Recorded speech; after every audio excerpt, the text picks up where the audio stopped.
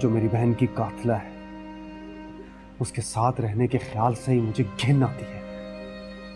मैं नंदिनी को तलाक देना चाहता हूँ। जज साहब, मुल्जिमा नंदिनी एक अमीर औरत है और पैसे देकर लोगों की मजबूरियां खरीदने की आदी है। ऐसी सूरत हाल केस पर असरअंदाज हो सकती है, लिहाजा जमानत नहीं होनी चाहिए।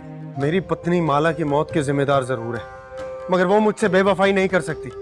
हर शरीफ आदमी की तरह तुम भी यही समझ रहे हो बाबू, इज्जत और गैरत का जो मामला है।